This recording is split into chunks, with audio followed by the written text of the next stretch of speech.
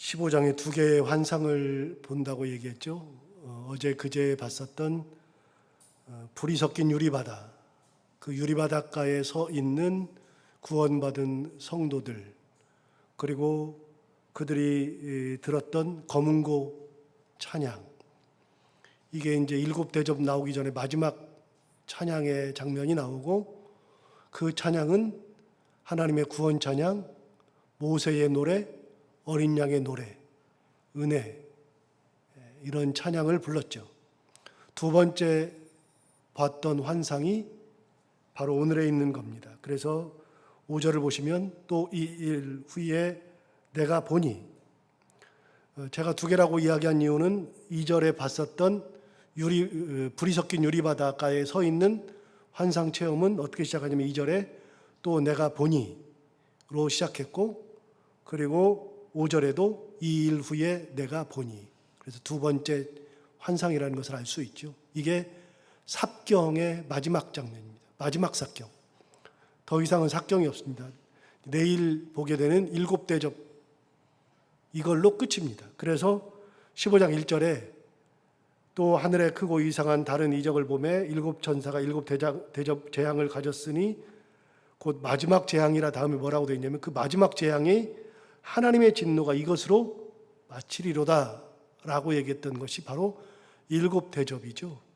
그래서 마지막 대접, 마지막 재앙 나오기 전에 삽경의 마지막 환상, 그게 5절에 나오는 하늘의 증거장막의 성전이 열린다. 자, 오늘은 요 성경 얘기도 하지만 증거장막 성전에 대한 얘기를 좀 해야 되겠습니다. 증거장막 성전 그러면 멋있어 보이잖아요.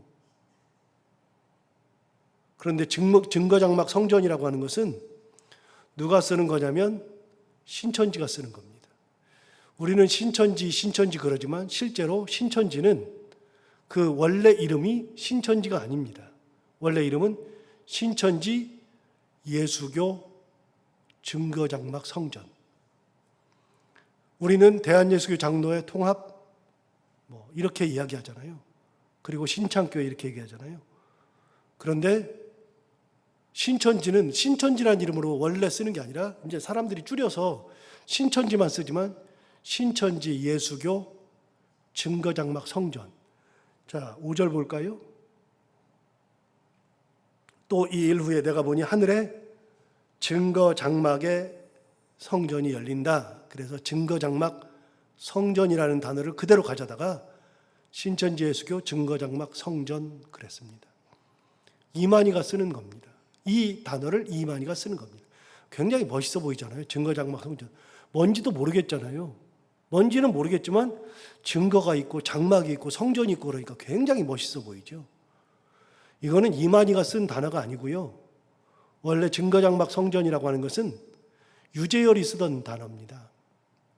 유재열이라는 사람은 10대 때 이 단어를 쓰기 시작했는데, 유재열의 아버지가 유인구라는 사람인데 그 사람이 이단기가 농후했어요. 유인구가 이단기가 농후해서 요한계시록을 많이 읽다 보니까 이런 단어가 나오거든요. 그래서 증거장막 성전이라는 것을 만듭니다. 어디다 만드냐면 지금의 서울대 공원 자리에다가. 막계리. 여러분, 우리 신천지 본부가 어디 있어요? 과천에 있죠? 신천지 본부가 과천에 있습니다. 과천에 있는데 왜 과천에 있어요? 유인구, 유재열 피를 이어받아서 그래요. 서울대공원 자리, 지금의 옛날에 막계리 그랬습니다. 막계리. 유명한 얘기입니다. 막계리. 그 막계리에 유인구가 살면서 이 요한계시록 읽다 보니까 증거장막 성전이라는 것이 눈에 드는 거예요. 이 단어를 쓰기 시작했어요. 그런데 유인구가 자기 아들 유재열을 폭행을 엄청 가하고 학대를 많이 했어요. 유재열이 나중에 10대 때 17살 때인가 아버지를 고소해서 아버지를 감옥에 쳐넣어버리고 지가 아버지 뒤를 이어서 거기를 이어받았어요. 그래가지고서는 그때부터 증거장막 성전 해놓고서 서울역, 청량리역, 수원역, 인천역, 역이란 역은 다 돌아다니면서 종말이 온다 그러면서 증거장막 성전으로 와야 된다. 이 땅은 이제는 종말의 시대고 14만 4천 명이 구원을 받아야 하니까 이제 곧 있으면 구원을 받게 되고 14만 4천 명이 모이지 않으면 안 되고 막게리로 모여들면 거기에 14만 4천 명이 다 차면 이 땅이 불바다가 될 것이다. 여러분 엊그제 나왔잖아요. 어제 나왔잖아요. 불이 섞인 유리바다. 이거 읽고 하는 소리예요. 이 땅이 불바다가 된다 그러니까 사람들이 그때나 지금이나 혹하는 사람들이 있어가지고요. 그때 막게리에 모여든 사람이 5천 명이었습니다. 여러분 이게 얼마나 대단한 건지 아세요? 당대에 막게리는요. 차 한 대 다니지 않았습니다. 1960년대에 차 한 대 다니지 않았습니다. 서울대공원 만든 것은 60년대 한참 후입니다. 그리고 거기는 산골입니다. 옛날에 뭐 과천이 뭐 얼마나 대단하기나 했습니까? 아무것도 아니지. 거기도 개발하니까 땅값 비싸지고 집값 비싸지고 그랬지. 거기 완전히 산골입니다. 그 사당동에서 남태령국에 넘어가가지고서 그 안으로도 쑥 들어가가지고 서울대공원 자리까지 가야 되니까 얼마나 멀어요. 지금도 서울대공원 가려면 버스 타고 들어가야 되잖아요. 거기에 인가 하나 없는데 거기다가 장막 성전 하나 딱 쳐놓고 거기로 모이라 그래가지고 5천 명이 모여들어가지고 5천 명이 모여들면서 자기 재산을 다 정리에다가 갖다 준 겁니다. 그리고서 그 옆에 집을 짓고 사는 거예요. 그래서 막게리에 집을 짓고 살아가지고 막게리에 사람들이 모인 다음에 5천 명이 모여야 되니까요. 거기가 큰 마을이 생긴 겁니다. 그리고 그 사람들의 꿈은 14만 4천 명이 되면 나머지는 다 불바다가 되고 우리만 구원받는다. 이거 신천지 이만희가 만든 게 아니라 유재열부터 만들기 시작한 겁니다. 그래가지고서 사람들이 엄청 모여들었어요. 거기에 큰 마을이 생기면서 장사도 하게 되고 농사도 짓고 그러다 보니까 아예 그냥 거기가 엄청난 마을이 된 겁니다. 5천 명이면 엄청나게 큰 마을입니다. 유재열이 그렇게 하고 활동하고 있을 당시에 이만희가 거기 성도였습니다. 증거장막 성전 성도였습니다. 거기서 다 배운 겁니다. 이만희가 뭐 머리가 똑똑해서 그런 게 아니고요. 우리나라 이단의 계보를 보면요. 어느 날 갑자기 툭 튀어나와가지고 이단 뭐 그래 이거 만들어내고 그런 게 아니라 하나 둘 만들기 시작해서 그거 다 여기다 여기저기 이렇게 다 모아가지고서 이단 만드는 겁니다. 이만희가 거기 성도여서 그걸 보고 있으면서 자기도 열광하는데 어느 날 갑자기 17살, 18살밖에 되지 않은 그 이만희가 세상에 종말이 온다고 선포해버린 거예요. 그 유재열이 증거장막 성전을 만든 게 1966년입니다. 1966년 3월 1일인데 갑자기 이 땅에 종말이 온다고 선포했는데 그 종말이 오는 때가 언제냐? 1967년 11월 1일 42달 후. 제가 얘기했잖아요. 그 사람들이 종말 날짜를 계산하는 것은 무슨 특별한 날, 그날을 기점으로 42달, 1260일 이걸 계산하는 거예요. 그래서 1969년 11월 1일 날 종말이 온다고 선포해버린 거예요. 그러니까 거기 있는 사람들이 난리가 난 겁니다. 이제 막 전도 더 열심히 하고 막 그냥 죽을 똥 살 똥 미리 종말 날짜를 받아놓은 사람들이요. 발악을 하면서 전도하기 시작하면서 성도들이 폭발적으로 증가했습니다. 그리고 유재열이 두었던 자기 혼자 그 많은 사람들을 다 할 수 없으니까 자기 밑에 사람들을 두기 시작했는데 그 사람들을 뭐라고 불렀느냐? 일곱 천사라고 불렀습니다. 여러분 일곱 천사 그러니까 이제 알겠죠? 요한계시록을 듣다 보니까 알겠죠? 옛날에 제가 이런 얘기 했으면 하나하나 다 설명해야 됐을 겁니다. 일곱 천사를 두었습니다. 그 일곱 천사에게 자기가 다 지시해 주는 겁니다. 그래서 유재열과 일곱 천사는 유명한 얘기입니다. 그 일곱 천사를 통해서 하다가 1969년 11월 1일 날 종말이 온다 그랬는데 11월 1일 날 종말이 안 왔잖아요. 그러니까 둘이 생긴 겁니다. 이제 멘붕이 와가지고서는 거기를 떠난 사람들, 대표적으로 이만희가 떠났어요. 고향으로 돌아갔습니다. 그리고 그 자리에 남아서 종말이 계속 올 거다라고 생각하면서 있었던 사람들이 있었는데 이미 많은 사람들이 와서 재산을 바쳤으니까 그 재산 가지고 뭐 해요? 재산이 다 남아있잖아요. 사람들은 떠났어도. 그 7 천사들이 재산 다 착복했습니다. 그래가지고 이만희가 고향에 내려가서 한참 있다가 생각해보니까 너무나 짜증나는 거예요. 이게 거짓말했거든요. 그래서 올라와가지고 그 막계리로 다시 와가지고서 거기서 유재열이 사기꾼이라고 막 플랜카드 들고 막 그러다가 7 천사한테 맞아서 죽을 뻔하고요. 그러다가 1970년에 고소했습니다. 유재열을 사기로 고소했습니다. 고소해가지고 5년 동안 재판해가지고 1975년에 유재열이 감옥에 들어갔습니다. 그래서 증거장막 성전은 공중분해됩니다. 나중에 유재열은요 1980년에 나와가지고 미국으로 가 있다가 1985년에 한국으로 들어와서 지금 한국에 있습니다. 유재열은. 그 유재열이 한국에 있는데 이제 그 사람은 끝났어요. 이만희가 여기서 이단을 설립한 겁니다. 그래서 그 후에 자기가 신천지 예수교를 붙여가지고 증거장막 성전을 만든 거예요. 그때부터 말하기 시작한 게 14만 4천 명입니다. 증거장막 성전이라고 하는 단어를 붙여가지고 14만 4천 명을 얘기하고요. 14만 4천 명 그걸 채우는 것이 뭐냐? 그게 여기에 모이는 사람들이죠. 그래서 과천에다가 본부를 만든 겁니다. 왜요? 거기에 사람들이 모여 있었으니까요. 그 사람들 그대로 인수해가지고 만든 겁니다.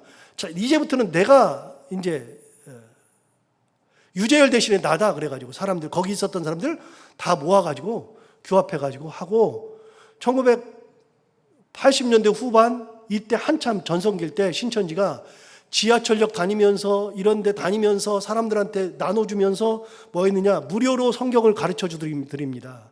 무슨 신학교 해가지고 그래서 사람들이 무료로 성경을 배우겠다고 해서 들어가가지고 다 들어간 사람들이죠. 그런데 그 14만 4천 명들이 이제 어떻게 구성되느냐 14만 4천 명이 어떻게 구성돼요? 7장에 보면 나왔어요. 7장에 뭐가 나왔어요? 여러분 7장 한번 가봐요. 14만 4천 명이 어떻게 구성되는지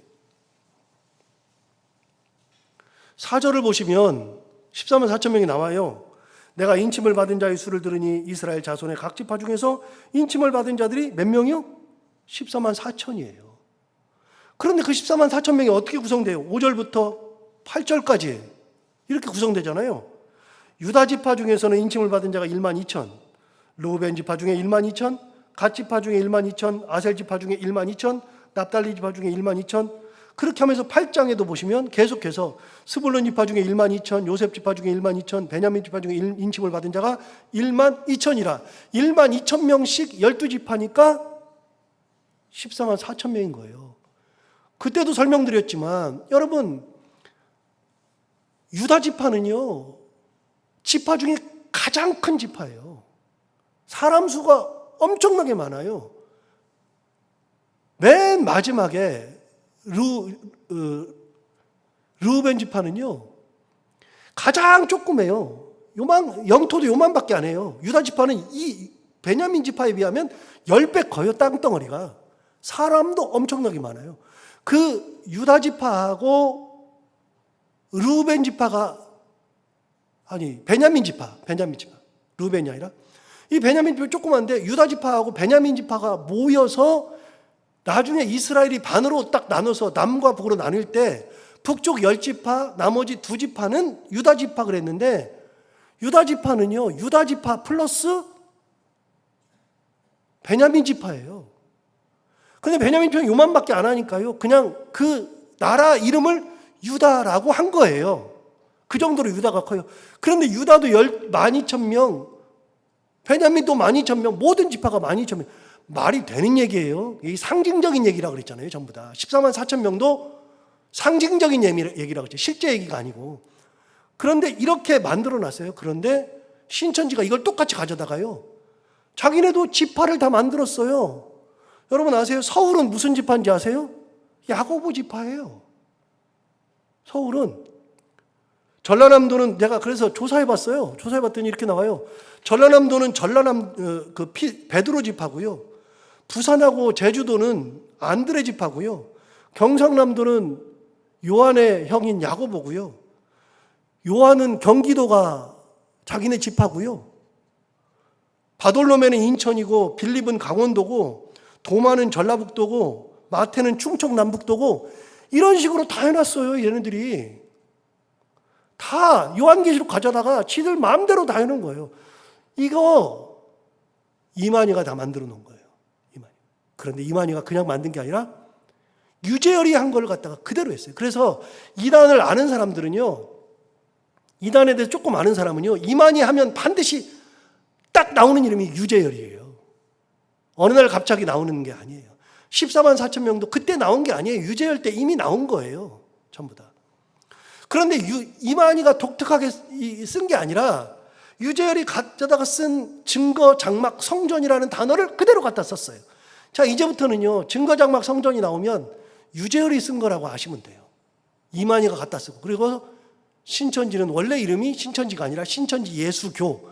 아, 기가 막히잖아요. 예수교는 딱 붙여요. 어디든지 예수교는 붙여요. 신천지 예수교, 그 다음 뭐라고요? 증거 장막 성전. 이게 원래 이름이에요. 가끔 보면 신천지 예수교 증거 장막 성전이라는 이름이 나와요. 신천지라고 안 나오고. 그래서 증거 장막 성전 그러면 그것도 다 신천지예요. 말도 안 되는 거잖아요. 7 천사를 지들이 갖다 써요. 웃겨가지고. 그런 거 보면은 막 속에서 막 토가 나오잖아요. 미식거리지 않아요? 이런 거 보면. 성경을 갖다 이렇게. 근데 거기 가 있는 사람도 웃기고요. 거기 가서 공부하는 사람도 웃기고. 그 사람들이 공부하는 게 다 요한계시록이거든요. 요한계시록을 석 달, 넉 달 배워요. 그런데 보세요. 제가 지금 요한계시록만 설교를 65번, 67번 했나요? 여기까지 15장 오는 동안 67번인가 있어요. 제가 다 계산해 봤어요. 설교 준비가 끝났거든요. 요한계시록 설교 준비가 다 끝나고 지금 창세기 설교 준비 다시 하거든요. 그런데 제가 딱 계산해 보니까요, 전부 설교를 다 끝내면 102번이에요. 102번. 저도 일주일에 한 번씩 만나서 30분 하루에 30분 가까이 하니까요. 여러분, 일주일에 한 번씩 한다고 싶으면요, 100주 하는 거예요. 저도 100주.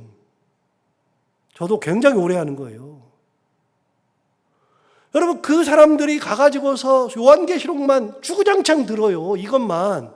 그런데 저처럼 설교하는 게 아니라 지들 마음대로 설교하는 거예요. 그것다가. 너무 메스꺼립지 않아요? 막. 자, 이제 본문으로 돌아와서 이 일 후에 내가 보니 하늘에 증거 장막에 성전이 열린대요.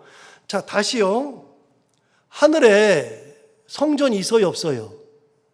없어야 맞잖아요. 성전은 뭐 하는 것이라고요? 하나님을 만나서 예배하는 곳이라고요. 그런데 이 땅에서는 하나님을 볼 수가 없으니까 성전 안에서 제사를 드리면서 하나님을 만나는 거잖아요. 그런데 천국 가면 하나님이 계시는데 무슨 성전이 있어요? 필요 없지요. 그런데 천국의 성전이 있더라. 왜 있다고요? 이 성전에는 성전 그곳에 순교자들이 모여 있어요. 순교자들이. 그게 7장 15절에 나와요. 시간 갔으니까 그건 넘어가기로 하고요. 그 성전 안에 증거 장막이 있는 거예요. 증거가 뭐예요? 증거는 언약궤를 의미하는 거거든요. 그래서 지성소에 있는 증거 장막, 그게 바로 지성소죠. 지성소. 증거 장막이라는 게 지성소를 의미하는 거고요. 성전은 큰 성전을 의미하는 거예요. 성전 안에 성소와 지성소가 있는 거죠. 쉽게 말하면 우리 교회 안에, 우리 교회는 이 교회가 이게 본당이 그대로 다 들어와 있지만, 교회가 크면 교회 안에, 교회 마당 뜰 안에 이게 성전이죠. 그 안에 이 성전을 다시 지어놓는 거, 이게 성소죠. 성소고 여기가 지성소죠. 그런 것과 똑같아요. 성전은 큰 개념이고 성소, 지성소가 붙어 있고요. 증거장막 성전은 어디 있어요? 성전은 성전이고요. 증거장막은 어디 있어요? 지성소가 증거장막이죠. 거기가 언약궤가 놓여 있는 곳. 뭐 대단한 게 아니고요.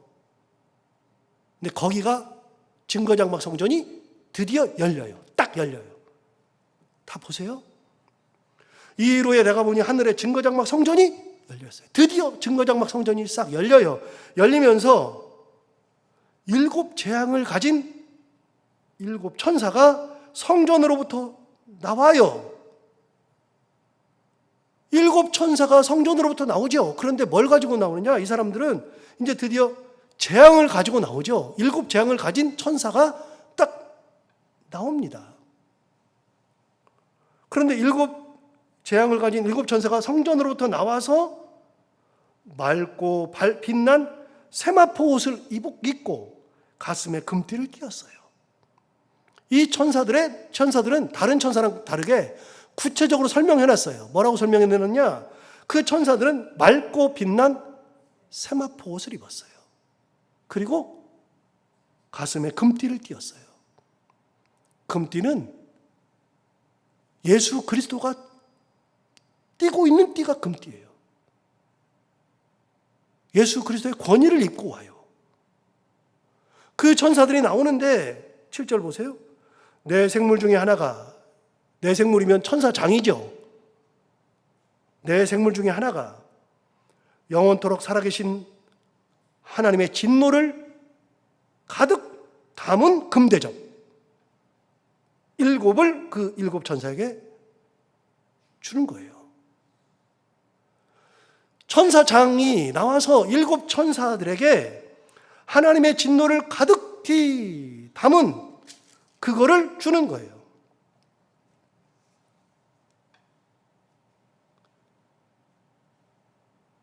자, 14장으로 넘어가 봐요. 14장에.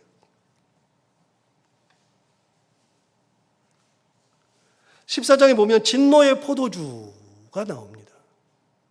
진노의 포도주. 자, 8절에 보시면 또 다른 전사 곧 둘째가 그들을 따라 말하되 무너졌도다 무너졌도다 큰 성 바벨론이요 모든 나라에게 그의 음행으로 말미암아 진노의 포도주를 먹이던 자로다. 여러분, 진노의 포도주라는 게 나왔어요. 그런데 9절부터 다시 보시면 또 다른 전사 곧 셋째가 그들을 따라 큰 음성으로 이르되 만일 누구든지 짐승과 그의 우상에게 경배하고 이마에나 손에 표를 받으면, 즉 짐승의 사람이면, 표를 받는 사람이면 그도 하나님의 진노의 포도주를 마셔요. 진노의 잔에 들려있는 포도주를 마시죠. 그런데 그때도 말씀드렸어요. 10절에 다시 보시면 그도 하나님의 진노의 포도주를 마시리니 그 진노의 잔에 섞인 것이 없이 부은 포도주.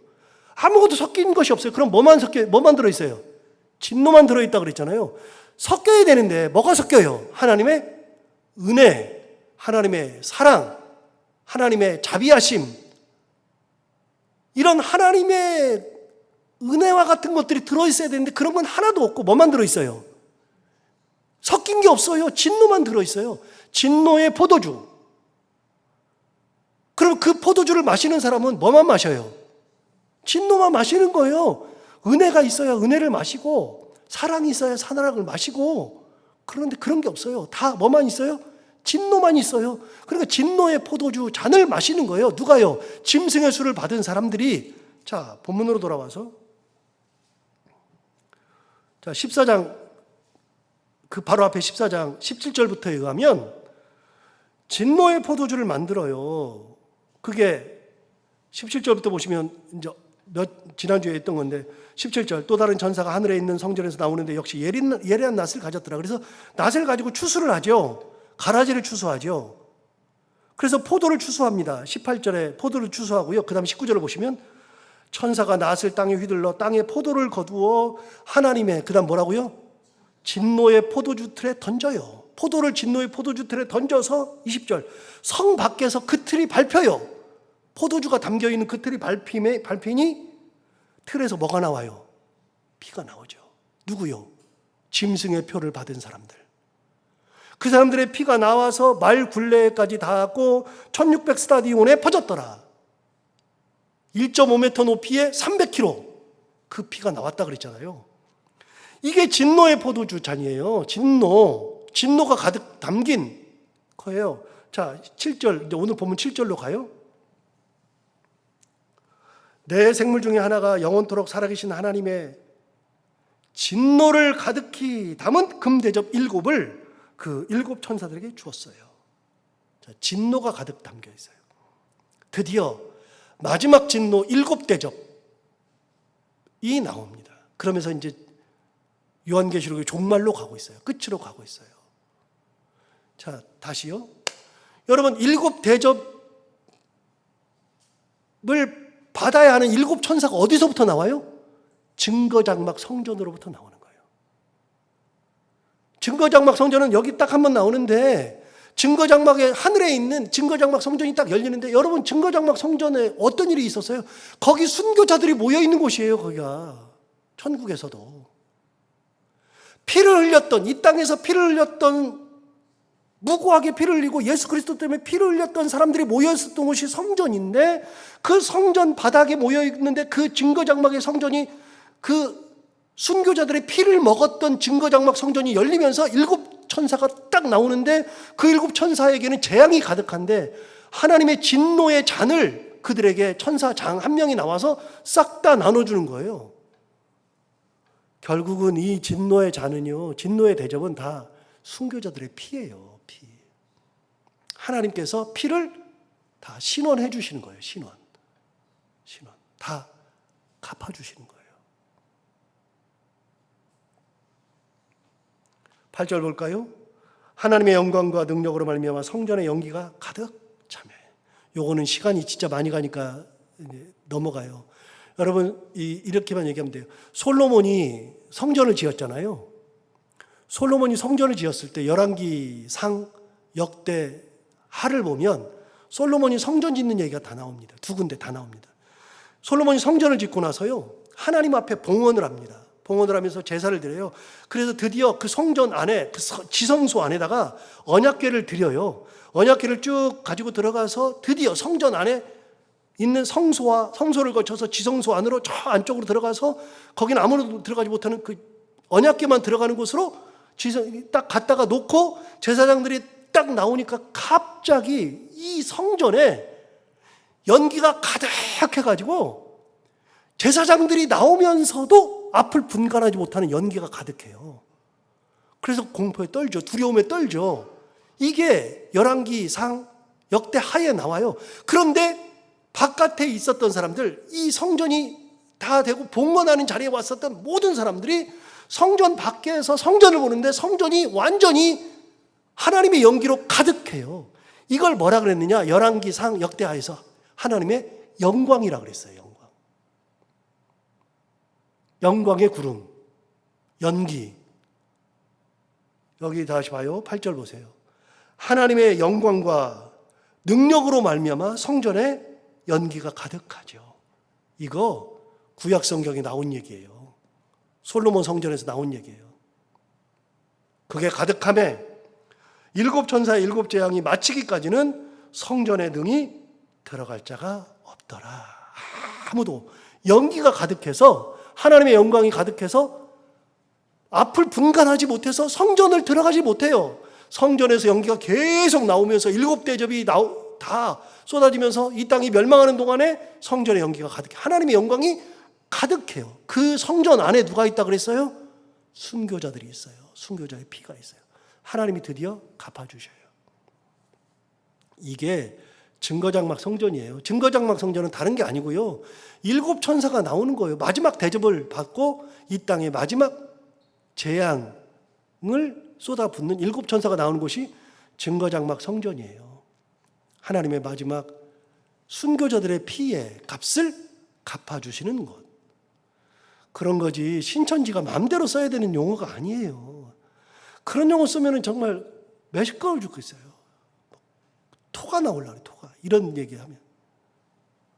자, 오늘 하루 동안도 살아가면서 하나님께서 마지막 순교자들의 피를 갚으실 때가 되고, 그들의 피를 기억하시고 그들을 끝까지 지키시고 인도하셨다는 거, 그 은혜가 있다는 거, 그걸 기억하고 하나님의 은혜 가운데 오늘 하루도 기쁨과 행복으로 살아가는 귀한 하루가 되기를 바랍니다.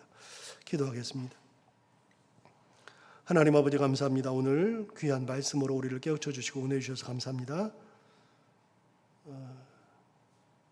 하나님의 이 귀한 말씀을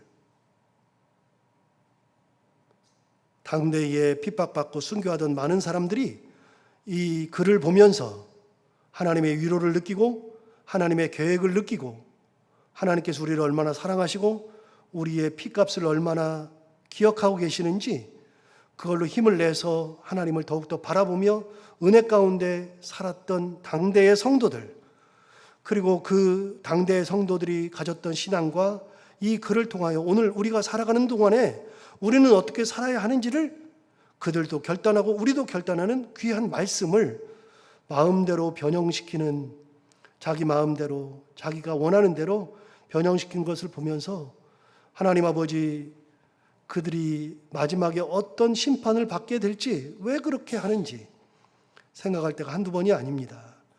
하나님 아버지, 우리가 이 신앙을 가지고 끝까지 하나님의 은혜, 하나님의 구원 계획, 하나님의 역사하심을 바라보며 은혜 가운데 살게 하여 주옵시고 언제나 감사하며 살아갈 수 있는 저희들 모두가 다 되게 하여 주옵소서. 하나님 아버지, 오늘 하루를 살아갈 때도 이 말씀을 기억하며 곰곰이 생각하며 은혜 기억하며 살게 하여 주옵시고 오늘도 기도하며 하기 위해서 나온 사랑하는 성도들의 기도를 다 들어 응답하여 주옵시고 아버지 하나님, 오늘 또 해야 되는 것들 기쁨으로 잘 감당하고 만나는 분들과 함께 웃고 행복한 하루가 되게 하여 주옵소서. 감사하며 예수님 이름으로 기도하옵나이다.